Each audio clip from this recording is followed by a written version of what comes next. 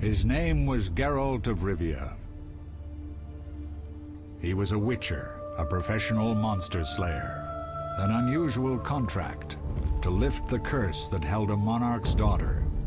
It was enough to spend the night with the princess, dusk till dawn. If only she were not a deadly beast, a striga. The traitor responsible for the curse became the bait.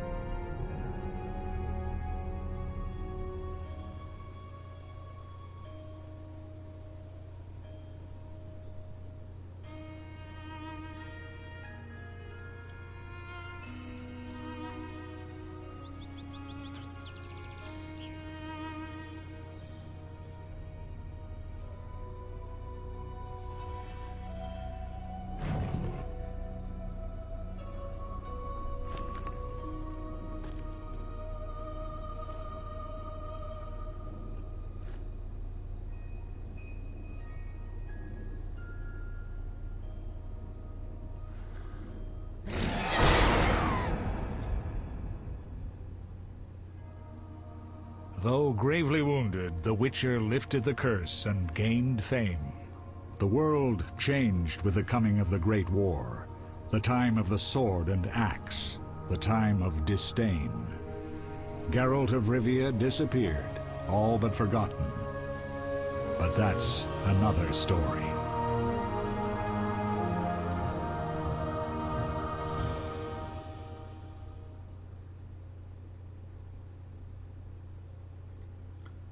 Indeed, that story is the story you'll find in the books of The Witcher, the books that these games are based on.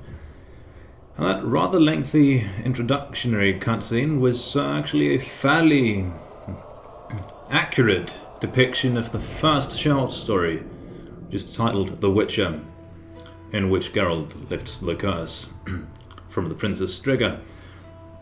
And I suppose minor introduction is in order. I'm some random guy on the internet who has read the books. Granted, it's been a while since I read the books, but it's also been a while since I played the games. And I'll take you with me on an adventure through the games, and of course, whenever something, alludes to the books or contradicts the books, because I know that happens, especially in the later games, but that's a different story. The first game is actually pretty accurate to the books, with some changes made for the sake of gameplay. And a lot of the writing is just taken straight from the books, such as the introductory cutscene, which granted is to tell you, the player, who in this case is me and you're the viewer, who Geralt is in case you aren't familiar with him, or to hype you up in case you've forgotten or just recently read the books or whatever and you're just getting stoked to play a video game based on some pretty good fantasy books. But without further ado, and let's get started, even though the soundtrack's just about to kick in and it's amazing, so let's wait for that. Yes. New game.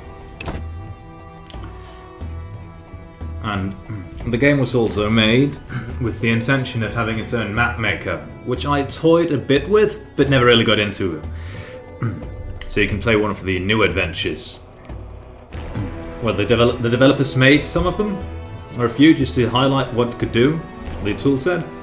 But we're going to be playing The Witcher and venture through a dark world where there is no good or evil, just choices and their consequences.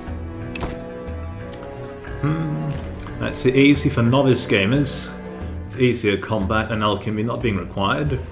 But intermediate level for most gamers, and combat is challenging and alchemy is useful. We've got hard for the advanced gamers, where combat is difficult and alchemy is required to survive.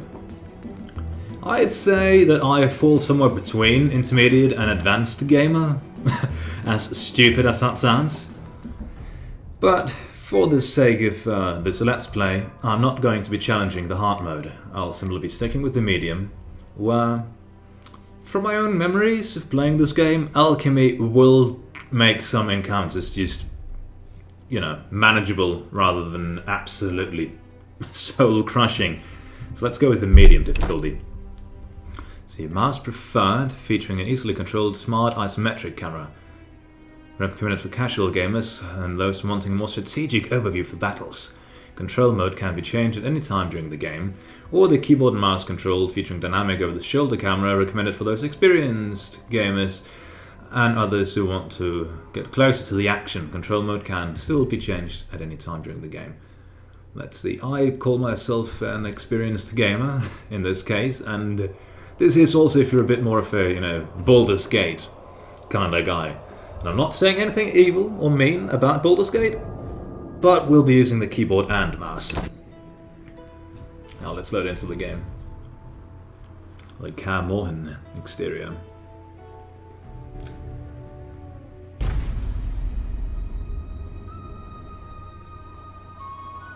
The northern kingdoms nursed their wounds for 5 years after the Great War.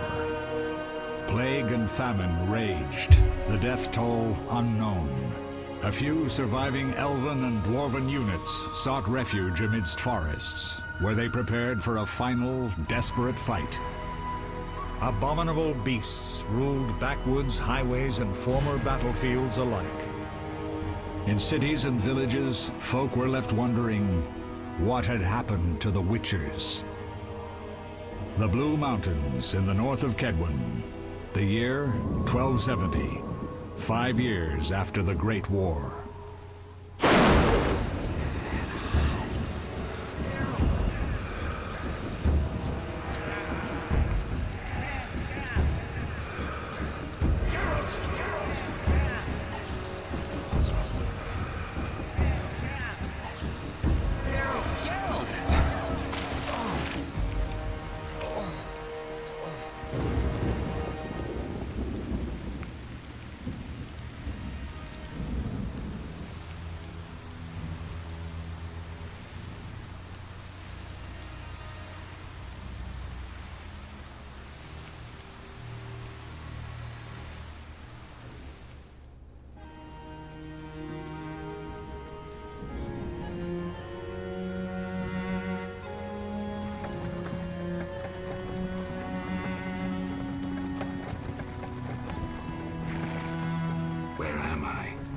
Everything's all right.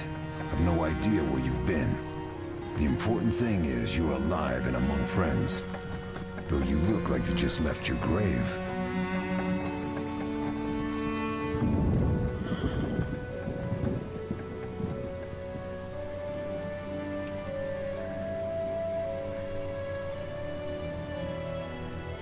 I remember nothing. We'll speak soon enough. We're nearing Kaer Morhen.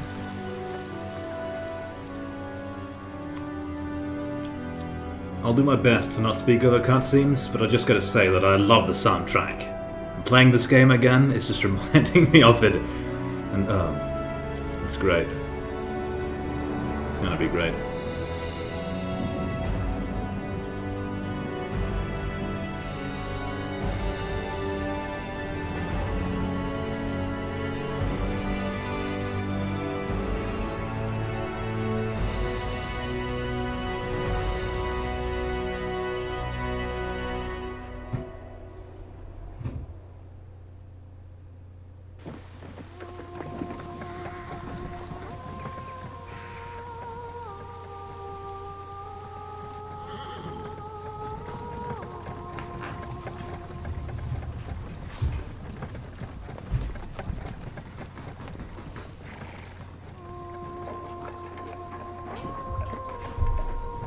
We're home. Leo, get Triss.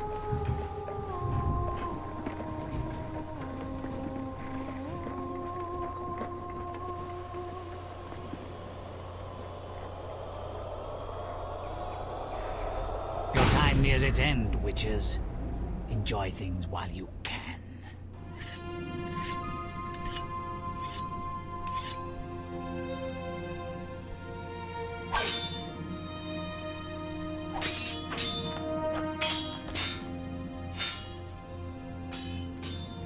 Wrong. You missed the parry. I keep repeating this. Pirouette always followed by a back cross parry. Always. Barely 2 days have passed since they found you. Mm-hmm. I owe my recovery to you. Thank you, Triss. Remember anything?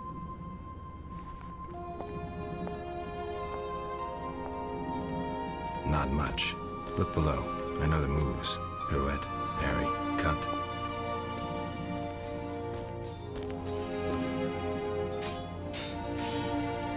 I can't explain it, but I feel a bond when we speak.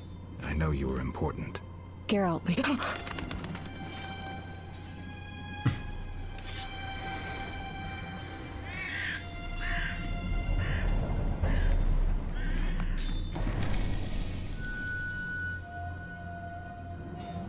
I need to think. Time flows slowly at Kaer Morhen. Ha! It worked! Not bad. Take a rest. What do you think, Geralt? Is he ready for the path?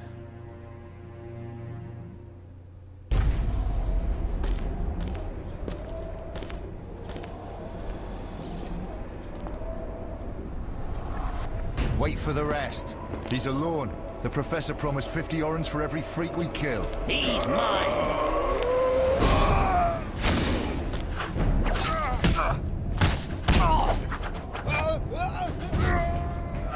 Vesemir, we got company.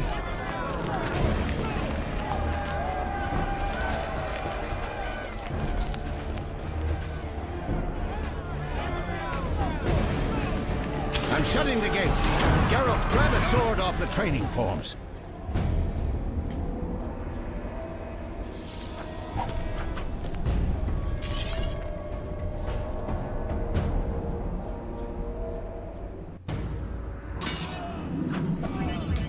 Let's see. Now we're in control of Geralt. Move the cursor of the sword and left click to equip. The sword being that. Rusty sword. Attacking. Left click on an enemy to attack. Hostile characters have red vitality indicators and friendly ones have green. Alright, and our health on vitality is up there. Okay, let's go. WSD to attack the bandits. That's a bandit. Over the shoulder, camera movement. You have the shoulder mode. Move using WASD or WSAD. Goddamn pose. Rotate the camera by moving your mouse. Press and hold shift to unlock and freely move the cursor. And we can switch to other camera modes using F1 and F2. I'll tell you about this game. If you haven't already noticed, in case you've played some of the later games, mainly 3, which I know a lot of people played, some people also played 2, and by now a small handful will have played the first game, this game, and even fewer people will then have read the books. So, this game from 2007 may look very weird to you if you're more used to the modern graphics of The Witcher, and the combat system is also very different, but we'll get to that once we start hitting him. Because in this game, it's a rhythm game. Right clicking when the cursor glows red. You attack, and now it's glowing, and we hit it. Then Geralt continues his combo, and he does some more moves. Let's see. If we attack too fast, it'll tell us that we're too fast, and the attack won't hit. So, we should follow the witches. How do you feel? Fine. Anyone know who the intruders are? Ordinary bandits would never attack Kaer Morhen. That we know, Marigold. You could try some of your famous magic. In due time, Lambert. Enough! We need to check the other possible passages to the upper courtyard. Right. Can we speak with this Leo fella? Be foolish enough to attack us. We can speak with him, but he won't really tell us much. Right. This is highly unprofessional of me, but I'll need to go into the options, because while the fighting is going on, I feel myself going deaf. I'll just lower the master volume a bit. For you, dear viewer, it's probably not as bad, because of in my recording software I altered some settings too, but I would like to be able to hear myself speak. But of course the game is more important than me. Usually. And once there's a lull in the action, I'll introduce you a bit to the characters and talk about them and how they are in the books, compared to how they are in the games and so on. What's happening? They're trying to break down the gate. They won't get anywhere without a battering ram. They've got something better than a battering ram. What is that? A frightener. One mean beast. Savola. I know him. A mage as ambitious as he is insane.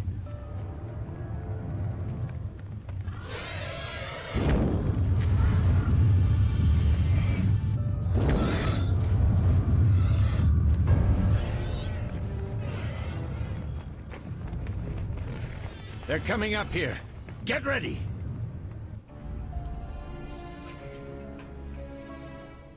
There's more! They're entering the upper courtyard! The one in glasses is the professor. Murder for hire. I sense magic. There's a sorcerer among them. Professor, you know the way. Get to it.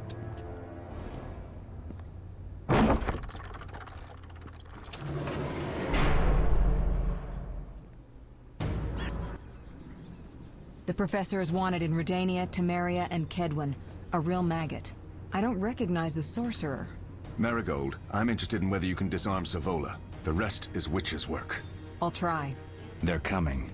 The frightener is very dangerous, but it's vulnerable to loud noises. The bell's in the upper courtyard. Exactly. Eskel, Lambert, you'll help me stop the frightener and the bandits. Leo, stay behind us. Geralt, you open the gate to the upper courtyard. When we're there, Triss can stop Savola and his pet, while we prepare to deal with the professor and the unknown mage. I'll figure something out. Let's do this. Bleed them a bit down here before withdrawing.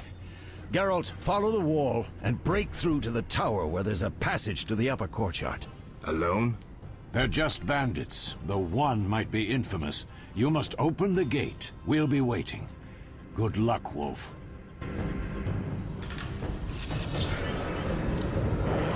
Oh, minimum market to find a quest objective. Okay. Let's get to the courtyard. Climb the stairs. Okay. Yes. Notice that Vesemir, the senior-looking fella, called Geralt Wolf. That is because Geralt's nickname is the White Wolf, because of his white hair, which he got from too many mutations, or rather, getting more mutations than a normal Witcher. This does not give him supernatural powers, more than any other Witcher. It's just because his body was more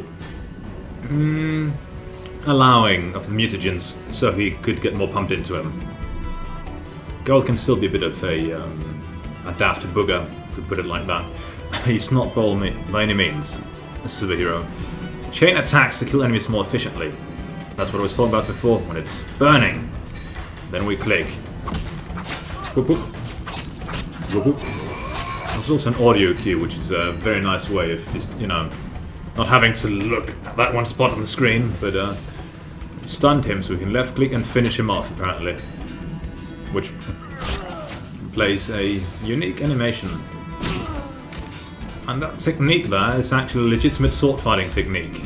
It's not just Geralt being hardcore. Even though sword fighting, by all means, was a pretty hardcore way of killing people. I'll make you school. If not, if we make him school fast. Let's see. Oh, I'd forgotten how janky the game was, even though I remembered it being janky. That's good. I enjoy me some jank. Some of the, what I enjoy about this game is its jank. Good old 2007 Polish jank. See, are there any secrets lying around? I don't think so. Let's keep going in a straight line. Take out the Salamandra bandits. Mess with me and die. I think we're messing with him pretty decently, even though I've messed up that one click there. Those of you who've played the later games might notice that Marigold is, Triss Marigold is the same Triss as is in later games. Though her characterization in this is a bit different from the later games, and her hair is a bit more accurate to the books in this than in the later entries, where she turns into a post box. But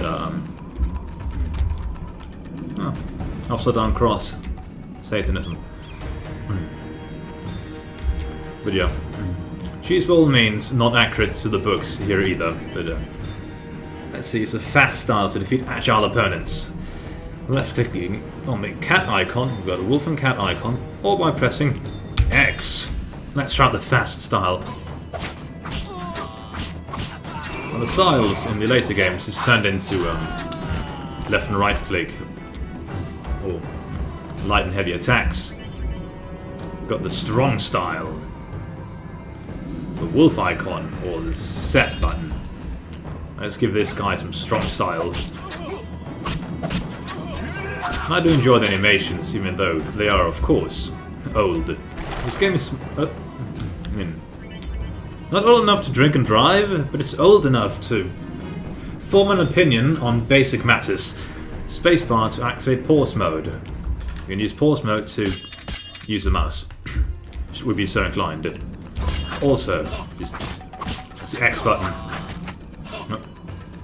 What is going on? Oh, it's this guy.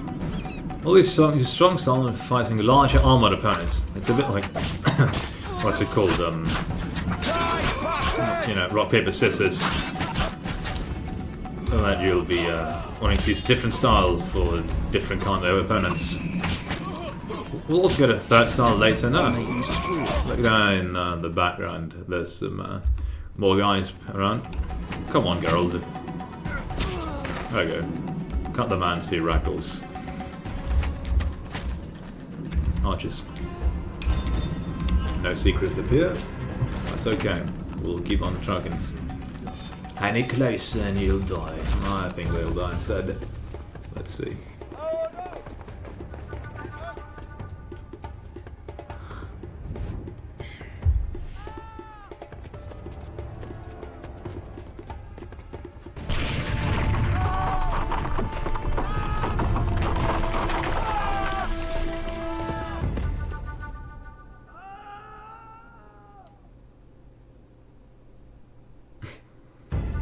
No way through here. Follow me. Back to Savola. And the voice acting here in the first game is not something to write home about either. It's basic, but it works. There's also the enhanced edition, and if I recall correctly, they did touch up on some of the voice acting or redo a few of the lines. Not more than a few. You dare challenge the Salamanca? Geralt's voice actor, especially Don Cockle. He's, in my opinion, gives the best performance in the second game. This is not completely emotionless, and he's not just turning into Batman either. In the first game, it's just, the basics. Come on.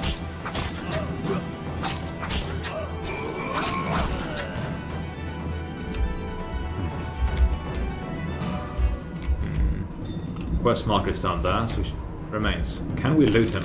We can. Beer. Yes. I've got to press the transfer all button, but I didn't want to. So we also have an inventory, but we can't access that yet because the game hasn't told us what it is yet. I'll slay you like a dog. But if we slay you like something even worse first, he's slowly shuffling towards him. He's parrying us, and suppose we need to use a fast style. Then he can't parry our hits. Basics of sword fighting. Let's see. Come on. Well, playing this again, I'm noticing how the camel in the third game. Yes, Camon returns in the third game, in case you were unaware. It's actually very accurate to the model that they made in the first one. Which in and of itself also is pretty accurate as that was in the books. Sort of. Of course, that pitch in there, that is having the time of its life. I must open the gate. Use objects by left clicking on them. That is very good to know. Let's left click the winch. I got a cutscene of Geralt opening the winch and me readjusting myself in my chair.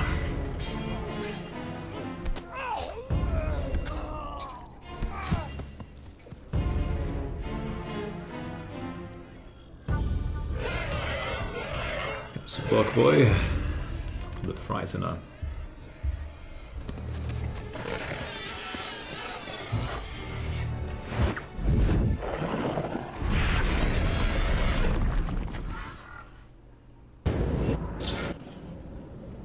Damn it, Geralt. It's a miracle you're alive. You could have told me about the stairs. Lambert and Eskel were supposed to fix them yesterday. We're not masons. No matter. The professor and the other mage must be hiding in the keep. Face the truth, Witchers. They're here to rob you. Triss, child, we have nothing of value. Some good steel, snow fox pelts? I mean the laboratory and you know it. Someone wants your famed mutagens. You're jumping to conclusions. Triss may be right. We need to find out what they want. One thing at a time. We shouldn't turn our backs on a strong mage leading a frightener. And you can't let the bandits in the lab. Right as usual, Triss. Geralt, you've dealt with mages. Find out what this one wants. Leo will guide you. Just reconnaissance, or...? No one will be sorry if some of them lose their heads. You'll manage, Wolf. Just remember Leo's with you. I can handle this. We'll see what's happening inside and be back. Take these potions just in case. Drink the Thunderbolt now and keep Swallow for when you need healing. I'll be able to tell you how they work. We'll make sure no one else gets inside. Triss, stay with us in case Savola has any new ideas. Alright. Let's see. To access items, open the inventory. Now we've got our inventory. And I'll be switching between pronunciations of that word as much as I want it. Because, yes. See, right click on the Thunderbolt potion and use it. Thunderbolt and Swallow, which I will put in our hotbar so we can click that whenever we need it. So Thunderbolt increases damage inflicted on opponents but makes dodging and parrying impossible. Okay. Yummy. Let's see more of the effect before we pause to the game and eyes over it. Let's see. Increased damage. That lasts for 7 hours and 59 minutes, or 8 hours. It's not 8 hours real time. If I recall correctly, it's 8 hours in-game time, because in-game there's also a watch, or, you know, a time tracker. Got our experience behind. Oh my god. Yes. There's a tire there, if we can get a look on it. It's a bit, you know, some would call it skimpy. And it sort of goes against something she said in the books. She could, you know, insane burns on her chest, which is looking pretty decent in the game. It's a pretty major detail, so CD Projekt Red either just ignored it, or there's a different story. It's also the case of mages using magic to, you know, correct themselves. Magic plastic surgery. And so on, and illusions. But Triss being allergic to magic and other law-related stuff means that wouldn't be a thing. But she does state in the books that she would not ever, ever again wear low-cut necklines. So even if the burns were magically removed or whatever, it would still be because of, you know, mental scars and so on. So it's a bit out of character, but again, most of the characterization is out of character in this game. The reason for that being, CD Projekt Red, after they were allowed to use Geralt as the main character, because originally they just wanted the player to make his own Witcher and call it a day there, and then and that. Also thought, hey, what about we take some other characters from the books and use them as main characters too. But there's another sorceress, which is very vital to the plot in the books, and the third game, and slightly the second game in a way, who Triss is a bit more similar to in this game, if I recall correctly at least. Again, it's been a while since I played the game last. But the developers didn't feel like they could do that character justice, so they just used Triss instead. Same goes for a different character we'll meet in a few hours, I think. But for now, let's enter Kaer Morhen.